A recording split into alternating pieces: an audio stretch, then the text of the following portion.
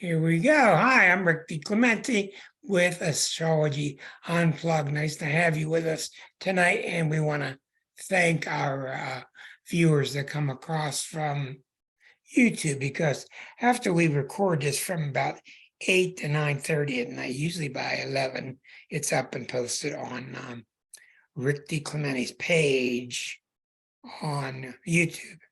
So we're approaching, this is 294. We're approaching number 300, about 6 years worth. And I want to also mention to you, because people come at different stages. I have a beginning course out there on this platform for free. So if you want to go to Astrology Unplugged, episode 154, 154, that would be the beginning episode number 1 for my 10-week beginning class. It's a class that I got tired of teaching after 32 years, and I said I'm going to do it one more time, and I took 10 weeks to go from beginning to the end of the beginning, which is what I think a beginner should know. 10 weeks, hour and a half each. We go about 8 weeks, and then COVID hit. Skip 2, and then we finish up. It's based on the book that we wrote, the mentioned holiday schedule. Thank you, Anita. I don't know it yet. We'll be skipping. I don't know. We'll be skipping around Thanksgiving and Christmas, but I'll be giving you specific dates then. Tonight is a tough one. Anyhow, the course is out there. It's based on that book. You can take the course without the book, but it's really based on it. You should get the book. But it's a real good beginner's platform for you. Now, tonight the subject is, people have been telling me for months and months and months, what are you going to do with this coming eclipse on election day? What are you going to do with this Uranian election on election day? Well, we're going to talk about it. It's next week. It didn't do you much good to have it next week. After the fact, it's coming up on November the 8th, which is next Tuesday. Okay, the eclipse is 7 o'clock in the morning in Washington, D.C., 7 o'clock in the morning. And we got a lot to talk about, and I'm going to take my time with you so you understand it. That's really all I've got to talk about, is to go right into the eclipse. Here's the map. Here's the, let's see if this is the right one. Yeah, this is good. Okay, there is the eclipse for next week. Next week on election morning at 7:02 in the morning in Washington, D.C., 7:00 here, there's the eclipse. Now, notice that the eclipse is the sun opposite the moon, okay? All eclipses are the sun opposite the moon, a full moon, or they're sun and moon together. Those are solar eclipses. Solar eclipses, this is a lunar eclipse. So the focus is on the moon. Now, not only does it go across the ascendant, which most eclipses do, you would have to have it for the straight line to be lined up, but Uranus is involved. You see Uranus right there with the moon? Okay. This is a great big deal. A great big deal. Okay. In the newspapers and magazines, you hear all the stuff about red moons and harvest moons and lovers moons and all these kinds of moons. And that's because they don't know what they're talking about. And they like to generate excitement. And it's pretty to look at, but they don't understand exactly what they're saying. And that's why I've done several videos on lunations before. We call them lunations. New moons, full moons, lunar eclipses, solar eclipses. Lunations. All right. When a lunar eclipse is happening, the Earth is in the middle, and the Earth comes in between. It casts its shadow on the moon. But When there's another planet involved, such as Uranus, at the same degree as the moon, it changes everything. If Neptune were there, if Mars were there, if Venus were there, that gives the whole taste to the style, the feeling to that particular eclipse. And since we get the sun in Scorpio, opposite the moon in Taurus, the moon is lined up with Uranus. So we have sun, earth, moon, Uranus. It's 4 planets. So this is a Uranian eclipse, period. Okay? You can forget the sun, you can forget the moon, it'll have minor impact. This is Uranus. Okay. Now we've been dealing with Uranus for about 6 years now, going through the sign of Taurus. It's very unusual bedfellow for Uranus because Uranus is kind of wild and crazy, and Taurus is perhaps the most staid and settled and calm and down to earth sign. So we're still going to get some shakeups in things that are ruled by Taurus. They're since Uranus is going through Taurus. So this eclipse, since Uranus is at 16 and the moon is at 16, the orb is really, really close. And when the orb is close, all hell's going to break loose. Now, eclipses are very hard things to talk about. They generally start about 10 days before. So we're in the realm of the eclipse already.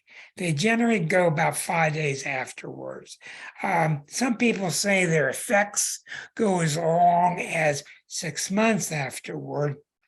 It's hard to say. Eclipses I've been studying all my life. And what I have found with eclipses is they almost always instantly do something that shakes up stuff. And with Uranus involved, it's going to be a big shakeup. And it's on election day. Okay. But usually what I find out, like when eclipses hit people's charts, what I find out is usually negative things happen around the time of the eclipse. And very soon after, even within 1 or 2 days, the positive comes out of it. That's what I've noticed through many years of research. But you find out, do your own research, write down in a notebook. Every eclipse that we have, write down what you felt, what happened around you. That notebook will be invaluable to you later on. That's how you learn about these things. Now, the 16th degree of Taurus is where the eclipse is happening. The eclipse is happening where the moon is because it's a lunar eclipse. If it were a solar eclipse, it'd be happening where the sun is. That's how they work. Now, the meaning of this, according to the Sabian symbols, where each degree of the zodiac has a meaning. There goes Linda down there showing off the same thing. That 17th degree of Taurus has a meaning which was given to us by Elsie Wheeler in 1927 when she was working with Mark Jones, the great astrologer. And then along came Dane Rudhyar, one of the greats of all time, and he put his translation on top of that. Here's what that degree means. The first thing you see is what she saw psychically. She was sitting in a park. She had 360 blank 3x5 cards. He gave her 180 at a time. They took a break and then 180. They were marked randomly. So she picked up a card, 4th degree of Gemini, picked up a card, 10th degree of Capricorn. She gave her psychic impression. She happened to be blind. The 17th degree of Taurus, a symbolic battle between swords and torches. A symbolic battle between swords and torches. Now, I will tell you from having worked with these for a long time, most of the meanings in this book are rather mild or rather positive, not this one. Now, the keynote translation by Rudyard is refusing to depend upon the past. The seeker turns warrior, fighting anew the eternal great war. The spiritual light within the greater soul must struggle against the ego will that only knows how to use the powers of this material and intellectual world. There is no possibility of escape. It is the energy that arises out of the present moment, the inescapable now, that the daring individual has to use in the struggle. This is the dharma of this stage evolution, a stage of polarization of values. Now, I'm going to tell you exactly what that means. I keep telling you, and more astrologers are coming online, that we're in the age of Eris. Eris has been on the scene since 2005. Eris has two sides to her, and they're both wild, and they're both unruly. Eris is a goddess who was not invited to a party with Zeus. She got mad about it. All the queens were in there at the party. She wasn't invited. She has a lot to do with being uncounted, counted out. So she got mad, and she got a brass ball, and she threw it through the window, and it said on their etchings on the ball, who is the fairest of thee at the party? Who is the fairest of thee at this party? And of course, it caused a stir amongst all the female gods, and she created quite a stir. So when you study Eris, who's been with us since 2005, think about it. She has two sides to her. The positive side is she is at the end of her rope with unfairness. She's at the end of her rope with injustice. She's at the end of her rope with people counted out. She has had it beyond Pluto. She's had it. She's even wilder than Pluto. And she wants something done about it. This is why you're seeing this theme come up within people that's been coming past 17 years. You see it all around you, with the Indians, with the changing of the names at the football stadiums, with the black rights, with the women's rights, with all kind of rights. They want to be treated fairly. They want to be counted in. So the people who have been treated unjustly want to be treated justly. They want this solved. They don't want it put off anymore. Now, the problem with this, there's a positive and there's a negative way to do this. The positive ways, we talk about it, we unearth these things, we go over, we try to put salve upon our own wounds, we try to repayment, and we try to give repayment to those who have been unjustly dealt with. On the negative side is people who think they've been screwed and they're raising hell. And the whole thing about Eris is she doesn't care how she does it. She doesn't care what extreme she has to go to. And that's why people are scared.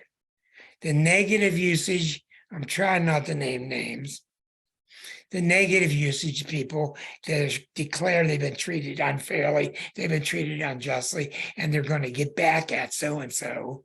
They're victim-oriented, they're blame-oriented, whereas the positive side is not. Positive side's trying to take responsibility for what happened. What can we do to fix things? What can we do to make things better? The negative side is very blame-oriented. And that's why you're seeing such off-the-wall craziness in the news. Because they've got the negative side, thinks that if they go after the positive side, I don't know, with BB guns or with whatever they're going to use, that it's going to make things better, which I doubt. So there's the story with Eris. Eris is at the heart of all this eclipse, even though she's not directly lined up with the eclipse. Now, in the eclipse, you see, okay, in the eclipse, you see that the sun is at 16, the ascendant is at 18, Uranus is at 16, it's almost 17, and there's the descendant at 18. So this thing is exact. So let's talk about the sun opposite Uranus. Here's the moon. Here's the eclipse. It's the sun and the moon. But Uranus is right next to it. And then later on, we'll get into the fact that this triangle points to Saturn.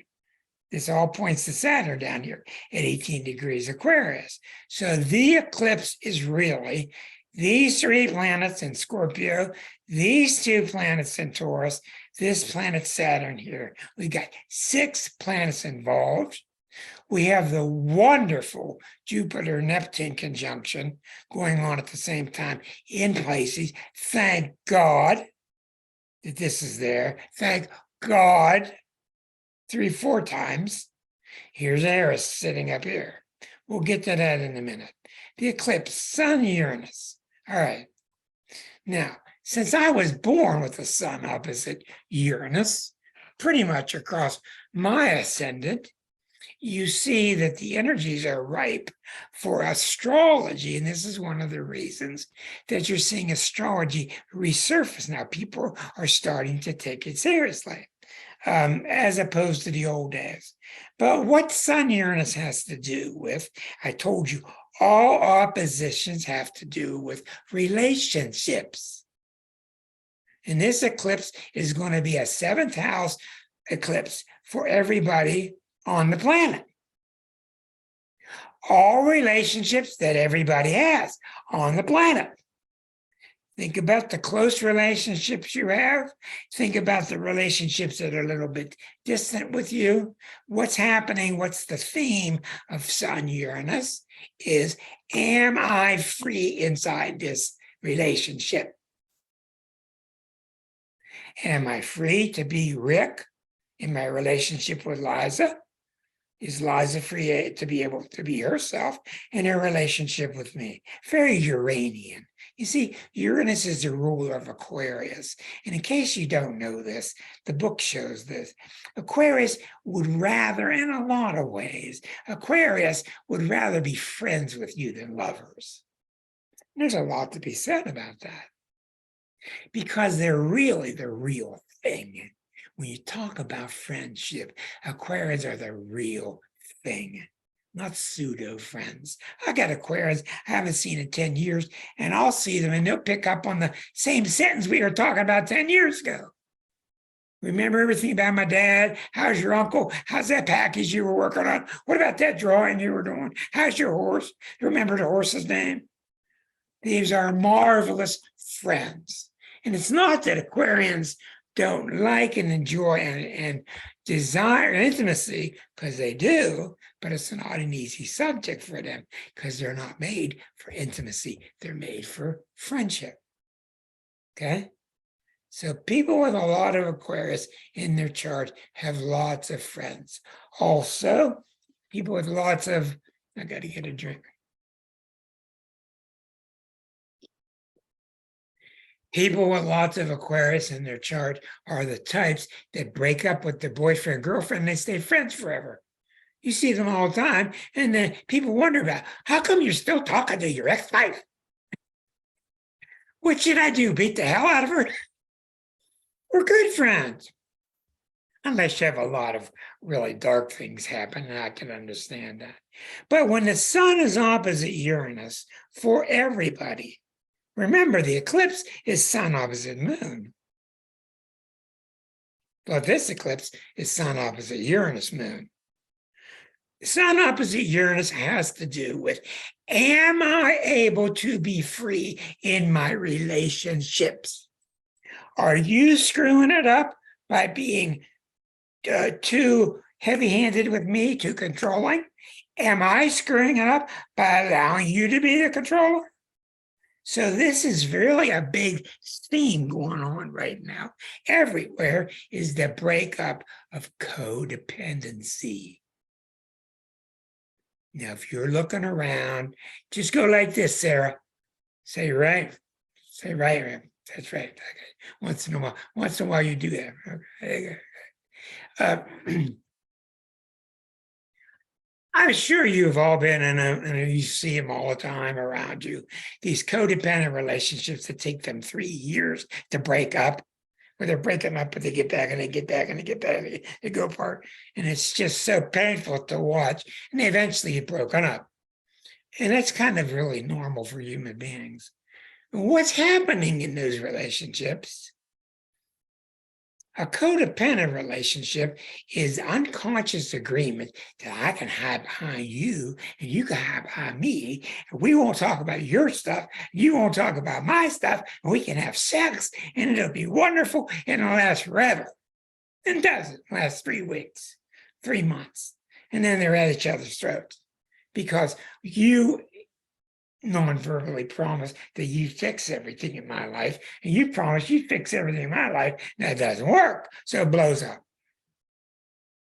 That's the essence of this eclipse.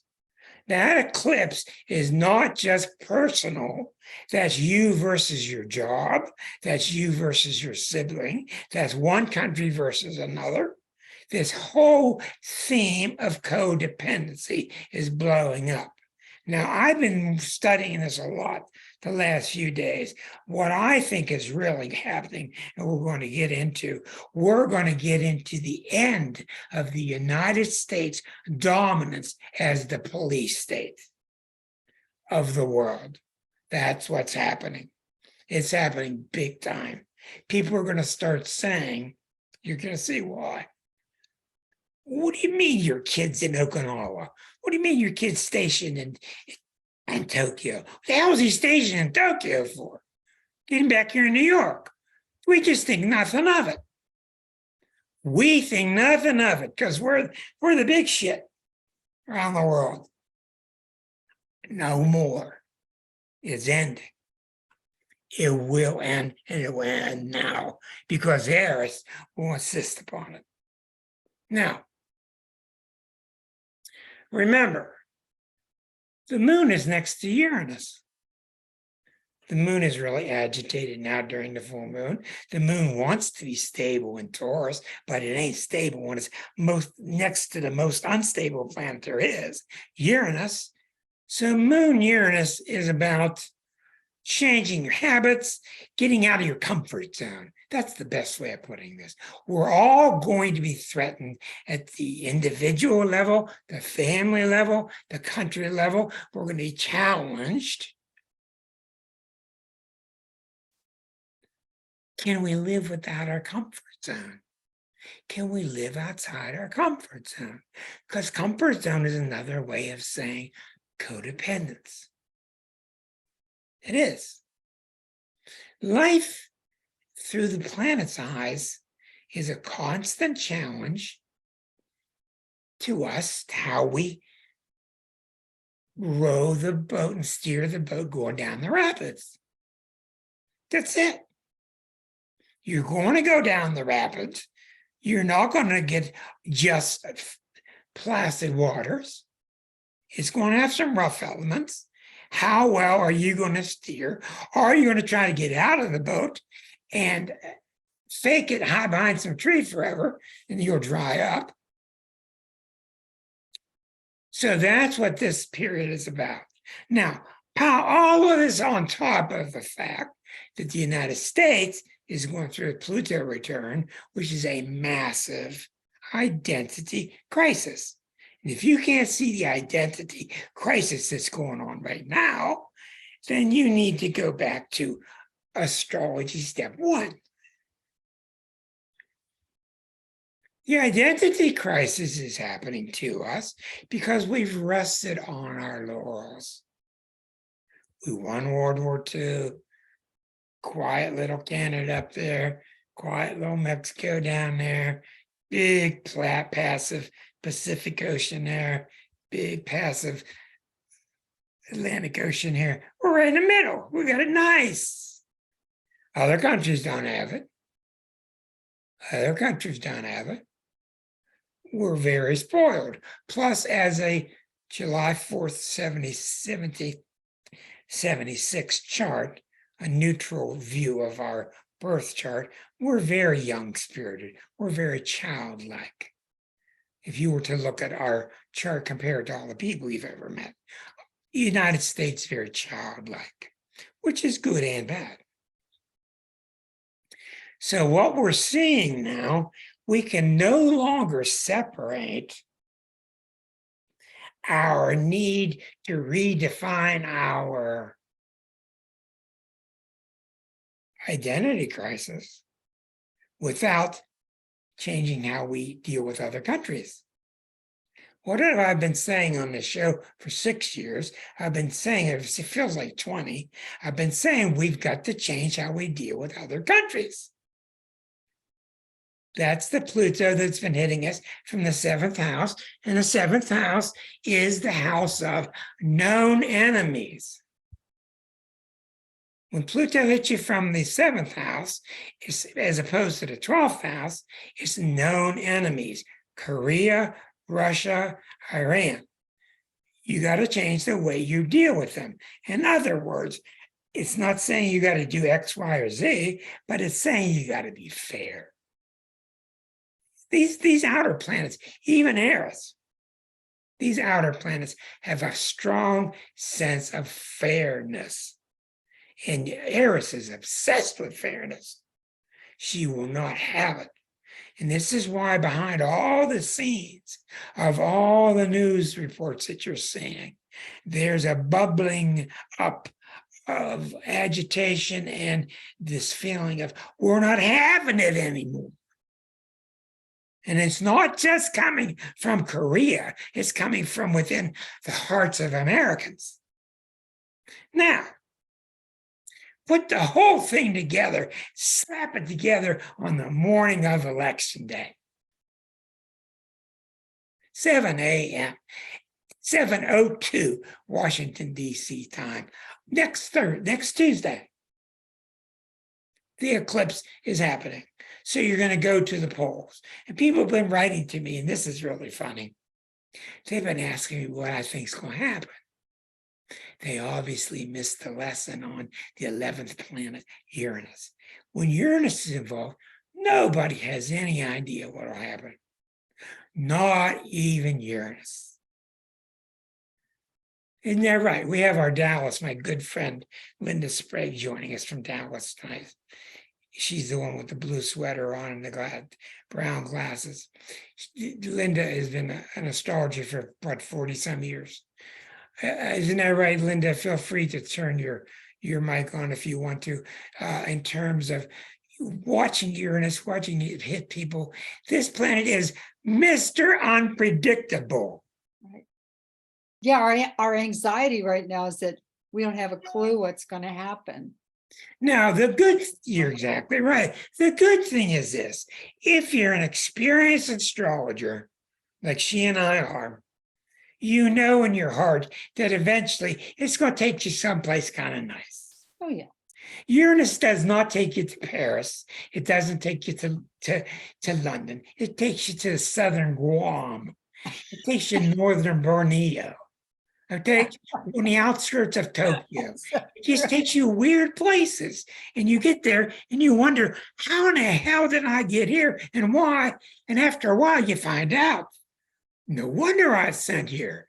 Uranus is really brilliant. It's the planet of genius. So get off of it trying to predict what it's going to do. Okay, better off you're going to think about, what does it do? Uranus is here to break stalemates, to break stale habits, to show you, quit holding on to that tree, quit holding on to that comfort zone, get more in touch with the fact, yeah, you could go down the rapids. Okay, Sigmund, let's put Sigmund in a little boat. Let's send him down 20 feet of rapids. He made it. Let's bring him back out. He survived. He directed himself through those rocks and stuff. Okay, now Sigmund's ready. Put him in the big ass boat. Let's send him down the big rapids. That's what the planets are trying to do. Always, the planets are trying to help us find more faith in ourselves. And all this junk in the paper, all these articles about Mr. Good Looking waiting for you Saturday night, leaning on the lamppost. It's not what astrology is. Astrology is find more faith in yourself. And Linda, being a Scorpio, I'm sure she can talk some about this. I would be glad if she could. That's a Scorpio strength. And that's a very Scorpionic common occurrence during a Pluto time, is people are challenged to summons the courage from inside. Isn't that what you feel? Now, how do you experience it with your clients? With my clients, I Yeah, think one of the reasons people have readings is to understand they didn't, quote, make it up. This really is your life, your that's movie, right. and you're the one, you're on the stage, Right. and what are you going to do? And let's talk about how you can do it and what your strategies are with all these different planetary energies. You're exactly right. The biggest thing people do in my readings, they come just like our friend John, the lawyer, was saying for a while in the past. You didn't make this stuff up. You're not imagining this. I know. This is happening. And that's what's so good about an astrologer. I know. Astrologer goes, yep, that's right. No, you shouldn't be feeling that way. But yeah, that's right. I had a woman yesterday going through one of the most powerful Neptune transits you'll ever see. A Pisces with Neptune on the sun, on the ascendant. She was ready for God. She had done the work. She had studied A Course in Miracles for 20 years. She was done reading. She was done talking to people. She was done being in groups. And when you get to that stage, that's the stage of giving up the self, becoming selfless, like the true Pisces, and surrendering all your wants to God, and let God be in control. And that ain't easy. And she was ready. And I was there, just like Linda said. I was there to say, you're right. You're feeling it right. We talked about the possible manifestations. We talked about the difficulty of that transition. We talked about that's what Jesus was saying all along. Unless you become like a child, you cannot enter the kingdom of heaven. He didn't mean become a little toddler playing with your toys. He's talking about returning to your innocence. So that's a real good point. Now, Linda, you may agree with us, maybe you don't, but I have discovered that I do three things when I read for people in general.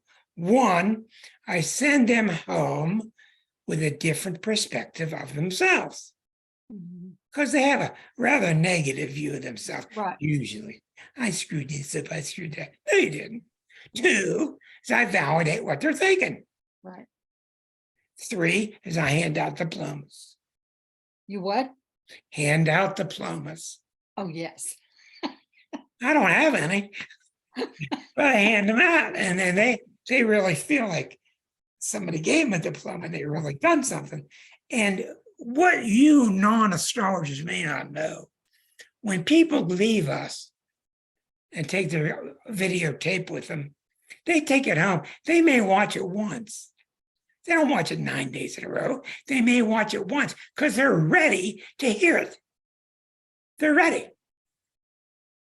And actually, I find people kind of forget about us rather quickly because they return back to themselves with more confidence in themselves. So what are we looking for now? Let's return to the eclipse. We'll go away, we'll come back. We're away and come back. The eclipse is going to test us to be Uranian. Being Uranian with others means this. Marcia, honey, Marcia's my girlfriend. Marcia, you want to go out with your buddies and go have girls' night down Broadway? You go out. I'm not going to monitor you. Put a little thing on, ankle bracelet on you. And you're going to come back home, see what I've been doing. And I might not see it for 3 days. We give each other freedom. We come back together. We give each other freedom. Come back together. Your husband is a jazz expert. He goes and plays his jazz. He comes back home, he's with you. That's what a Uranian relationship is like. How well do you think that's going to fly for the people of the Middle East? Not going to. The Middle East is going to be blown up. And I don't mean with bombs. It's going to be blown up from inside. Already you're seeing the women take their, what is it called, a hijab? They're taking their black tunics off, whatever they're called. Why can't I walk around and show my face? It's 2022, it's not 14 BC. Why can't I show my face? It's happening inside. It's happening inside. And when it happens inside, that's really dangerous. And when you start to try to repress Eris, what do you think happens? Lillian, what do you think happens when you try to repress Eris? Huh? She says, I don't know, but it ain't good. Explosion. Yeah. Eris is just trying to say, if I come out and you let me out and I be myself, it'll be okay. You know, there was a guy who wrote that book. What was he called? Neil Donald Walsh. Yeah. He wrote his second book, and this was interesting. You may not agree with me, but think about this. In his second book, he was quoting what it was like on a certain planet that he knew about. Pisces guy. I don't know how he knows about it. I'm not going to argue with it. But he said that he's going to talk about this planet that he's observing because it's the most like Earth than the other ones he's observed. And on this planet, all the children are brought up by the community. And all the people retire when they're 51. And when they're 51, they take care of the children. And moms and dads, they go see their children when they want to, if they want to. And mom can stay with this dad if she wants to. If she doesn't, go to another guy. And this guy doesn't want to, he goes over there. So it's this total freedom society where the children are loved and they're taken care of, and you can be as tight as you want to. So what I'm saying is that story from Neil Donald Walsh is a Uranian type of idealistic dream, of course. It's far in the future, but we compare it to how we got it now. I don't know, but I'm going to try to read Lips with Linda. A whole lot of people are married that shouldn't be married. And they end up as astrologers before they kill each other. They end up coming to us and they're looking for a miracle. You know, why do you see so many marriages end when the child's 3 years old, 4 years old? So we have a lot to do. And what this eclipse is part of, this eclipse, the big part of this eclipse is a waking up. Isn't that Uranian? It's waking up and being honest to yourselves about who you are. That's a big deal. That's a big deal. So it's very clear when you look at this eclipse, we're going to the polls on Tuesday, and there are two teams. Both think they're doing what they need to do to help save the USA. The USA is in trouble either way.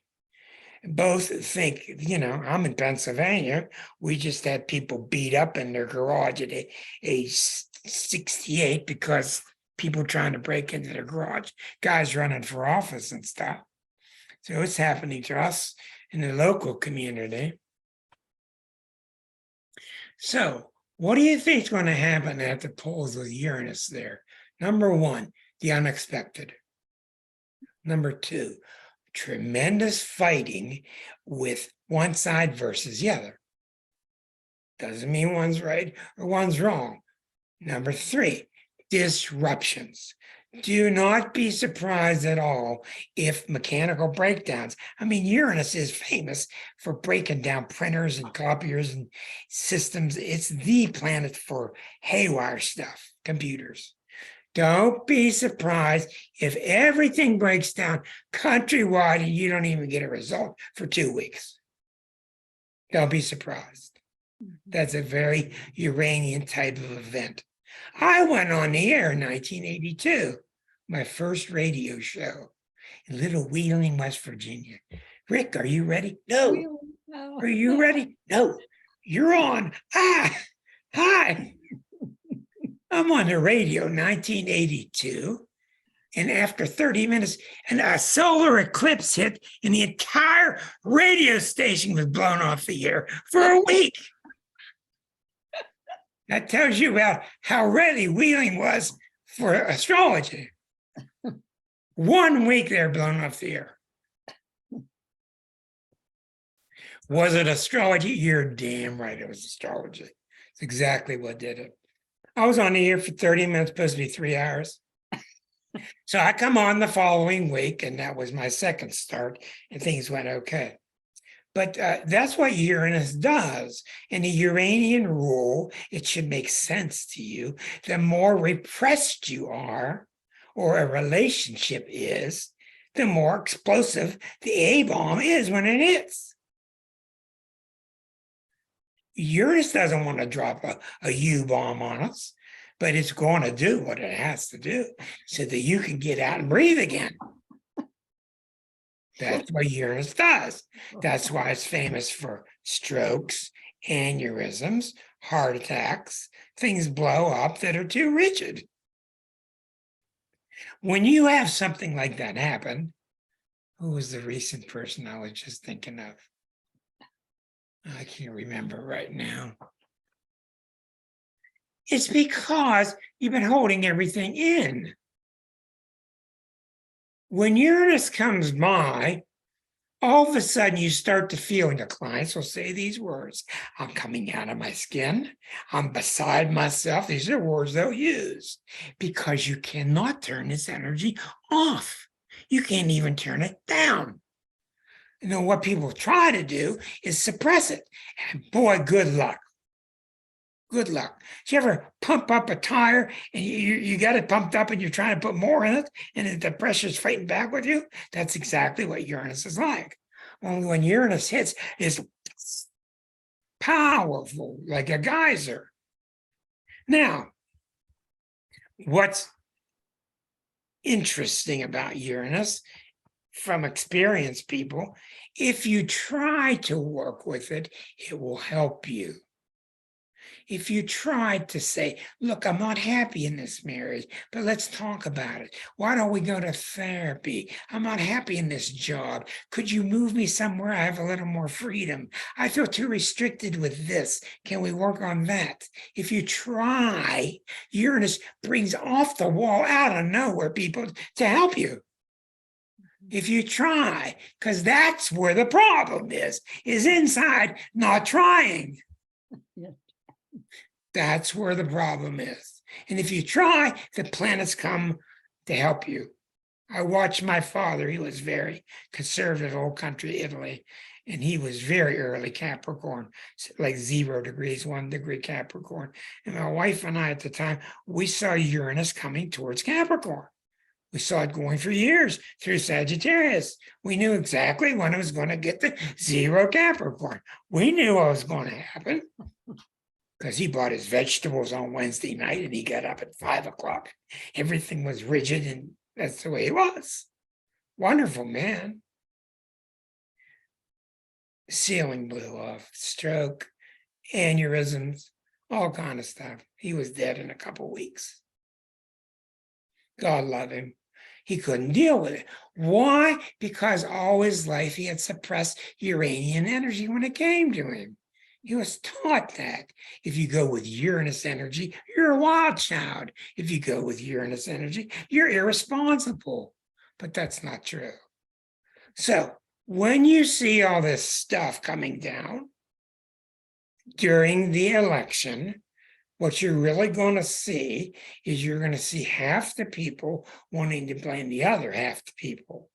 Now, when it comes to blaming, and accord with your statement that I am treated unfairly, you have to think to yourself, is that really true? Is it really true that I've been treated unfairly? Or is it when the door swung open, I'm a bird and I didn't fly out? but the door was open. I only have myself to blame for that.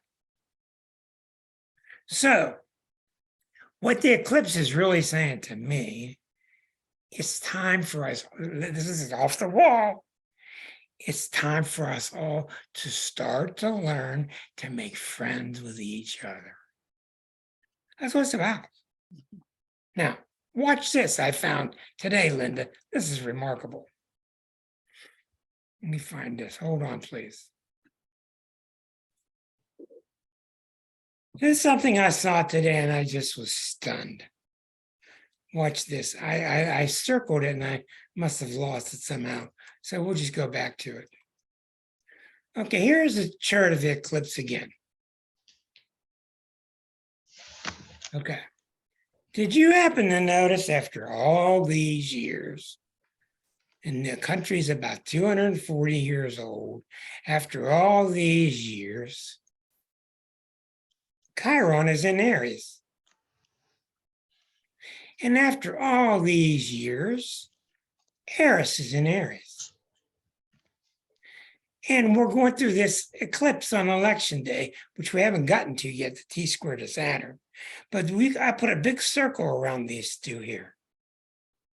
And that's what made me realize, first of all, this Jupiter-Neptune is a very holy, wonderful combination that there are a lot of people looking to the skies with spirit in mind and good-heartedness. This is saving our butt. This, however, is all about war. And how in the world could we have all this happen while Mars is retrograde?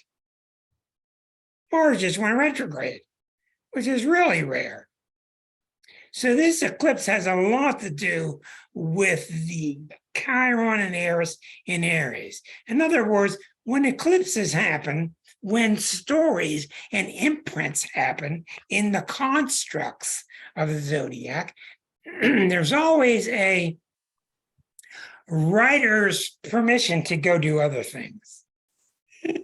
The writer's sneaking in this little variable, sneaking in this one. How'd they know to bring this part of the back in the story? So while we're having all this Aries stuff, while we're having a Pluto return, while we're having Neptune opposite Neptune, it's all about getting along with people. Quit fighting. That's what it's about. It's about, don't you see what's going to happen if you keep fighting? I don't have the answer. I gave astrological clues for years, but now you got these two major planets in Aries. Aries is all about, oh, shut up and just go blow something up. You want that woman next door in that cave, just go in and smack everybody with that club and drag her out and take her to your cave. That's exactly what Aries is. That ain't gonna work. You see all through literature now and all through movies and all through books how the patriarch is really suffering now. What do you think the patriarch is? Mars, Aries, wanting what things through force. Now, the next thing. Why, after all this stuff, do we have the sun and moon and Uranus making a T-square down to Saturn? Do you think that's happenstance? No, it's not. Watch.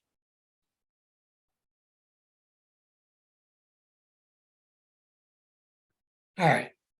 So here's the eclipse. Here's the T-square. This is the T-square. 2 planets, opposite 3 planets, everything going down to Saturn 18. Saturn is almost precisely square to the ascendant. Saturn is in Aquarius. Okay, Saturn in Aquarius. Now, you have to study astrology. You can't just hope that something sticks to you. You have to study through your life and through your experience what happens every time you see Saturn in Aquarius. It's not like Saturn in Capricorn. It's not like Saturn in Pisces. It's not like Saturn in Leo. What all the people you've seen born with Saturn in Aquarius, what are they like? First of all, they're really, really stubborn. Okay. What are they stubborn about? They're stubborn about human rights. Human rights. We're all the same. This bullshit that's in the Constitution about us all being treated equal, not you black people. We're all treated equal, not you black people. That's what Saturn and Aquarius is. It's very much Aries-like. It's like, we're not going to talk about this anymore. They're either equal or they're not. There. Now, how many people you think are going to agree with that statement? Now, you've got this entire central piece of this eclipse on Tuesday, sending all of its excess power after it fights back and forth, sending all of its excess power to Saturn in Aquarius in the third house. The third house is the mind, which means the result of this whole thing is dependent upon all of us changing our minds. It's dependent upon all of us changing our mental software so we start to see, are we being fair to others or are we being unfair? That's it. That's really all I got to say. I mean, that's what this eclipse says. Now, the answer, are we going to? I don't know. What do you think? I don't allow anybody with me to start a question with the word will. I won't answer a question with will because I don't know. So when you look around and you see all these people doing all these great things and these off-the-wall things, how do we know what will happen? Now, remember, right next door to this is Jupiter, Neptune, and Pisces. Jupiter, Neptune, and Pisces is fabulous. Fabulous. It's the voice of God, Christ, whatever you want to call it, Holy Spirit, speaking through us, coming to us. At the same time, all this other's going on. So thank God we got this going on at the same time. Let's go look at that.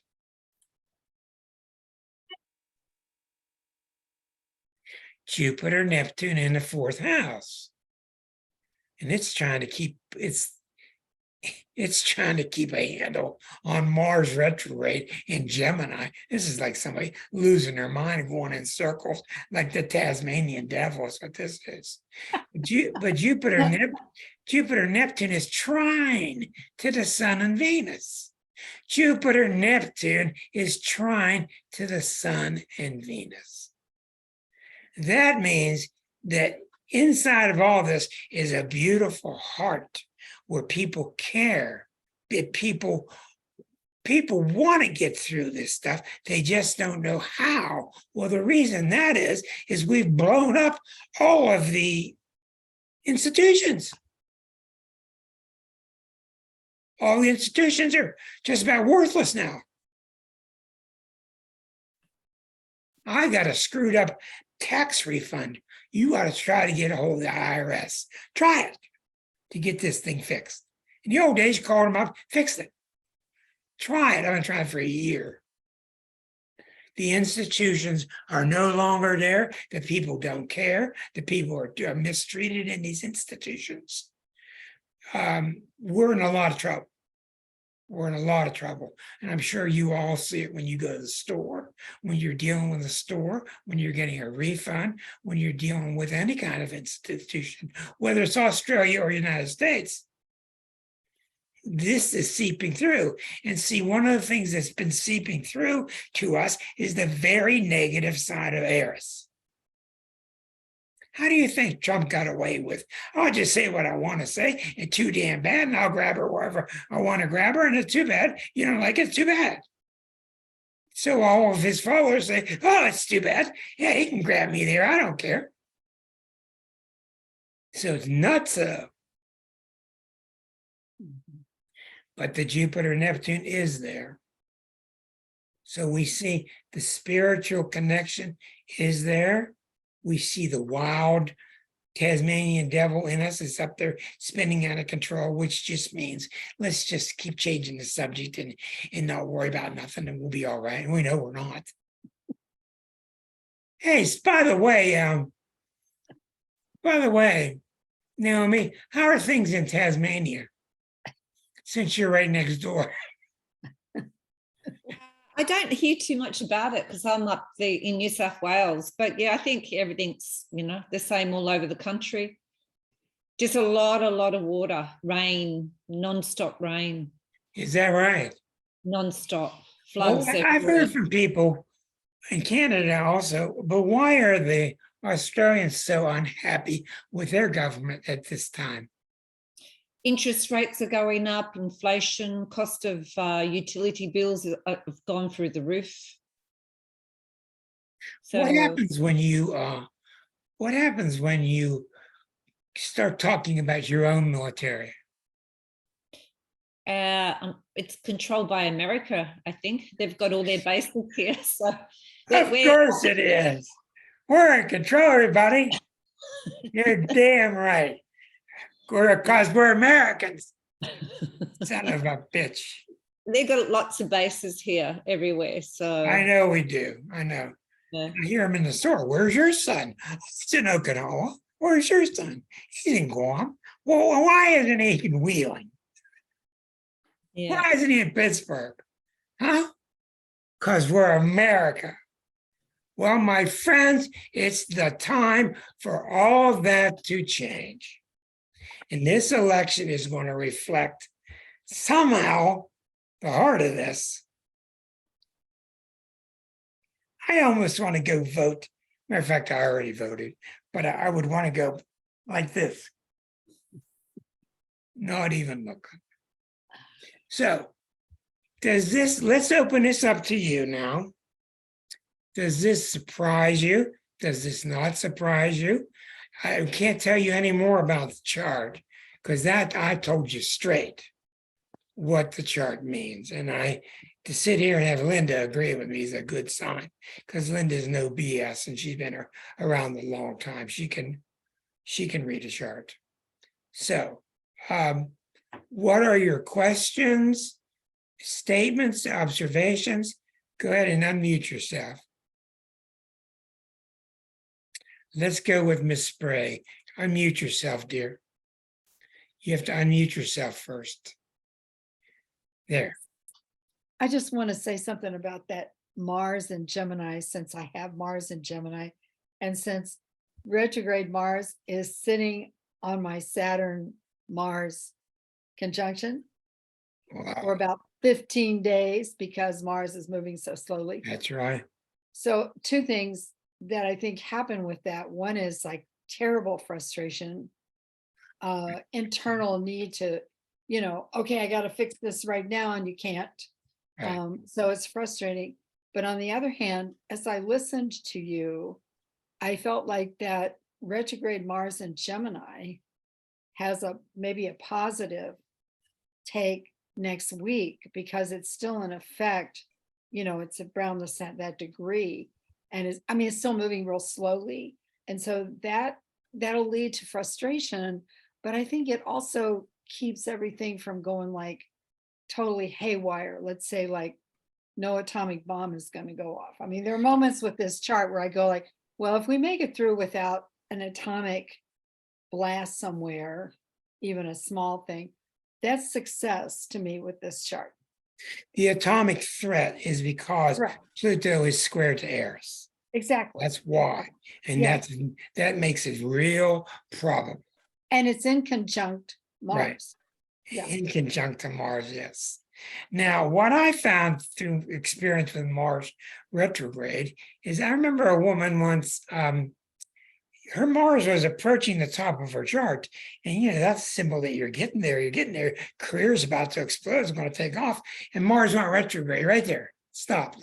Right. I said, honey, what it tells me, it's going to go back up into the ninth house. Right. That you need to go back to school and get another class or something. I just got this feeling you're going to be delayed. You need to stop using that chisel and get that chisel sharpened. And that's exactly what she did. She went back and got that chisel sharpened. And when she was ready to go forward, she was. And she was glad she did. And just like you're saying, because you're used to it. But people that are not used to Mars, Saturn, I'm born with them together. So I'm used to the frustration. It's a very frustrating energy Terrible. because you want to drive with your brakes on. Right, exactly. You want to drive with your brakes on, and you can't do it. So what the real advice is during a Mars retrograde is all the projects that you guys got working, you're approaching doing this and doing that. Stop, be patient, think about what you can improve with your tool set. Right. Think about what you can improve with your tool set. And in about 3 weeks, when Mars goes forward, you'll know, you'll feel it is time to go forward. Very good, Linda. Thank you. Anybody else got questions? Yes, Sarah.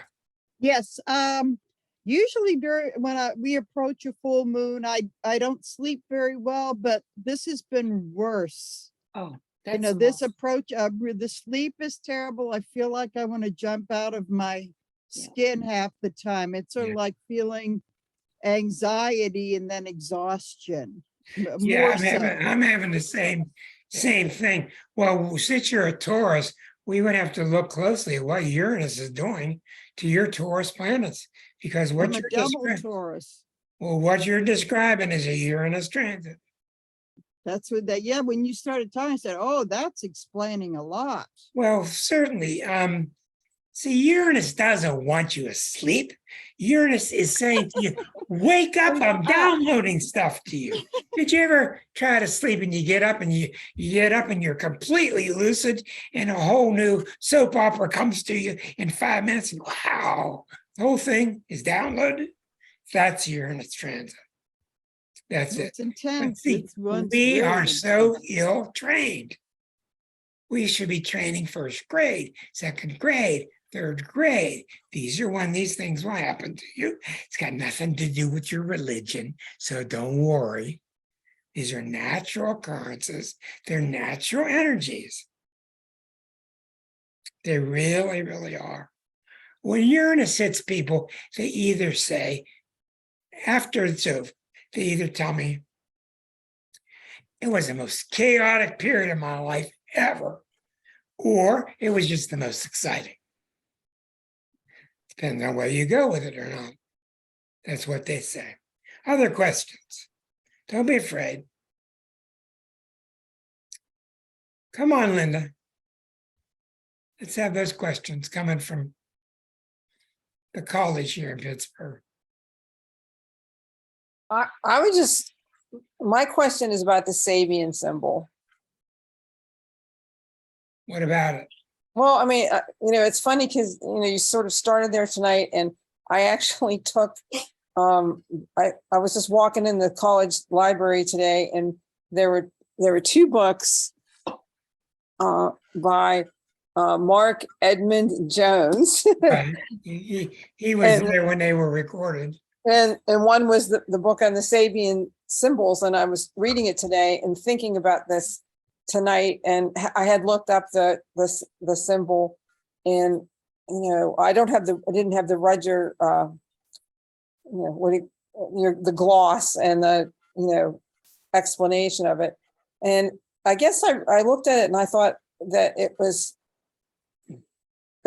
remarkably apt. I mean, even if you don't even know what the chart is for the eclipse or anything, just the description of it sounds like what we're living through right now. So 100 years ago, yeah, I mean 1927. I think that one of the things that where I am right now, sort of astrologically, is I'm really interested in the Sabian symbols. And so I got this book and I have it till January the 4th. So I can read that and then I'll get the Roger book because I just think We'll go back on my shows because she was a guest. She was a guest on my show over 3 years ago, Linda Hall. And go look up her name and you'll see the particular episode where she was a 90-minute guest on this show. Brilliant. She took the Sabian symbols and retranslated them all She's a Scorpio, and she did a lot of work. Yeah. So look her up. I can't remember which show it was, but you'll find her by Google search. That'd be really good. So I'm talks a lot about- I'm actually really encouraged by everything that, we've said today. That it seems to me that there's a lot in the chart that's grounding and positive, and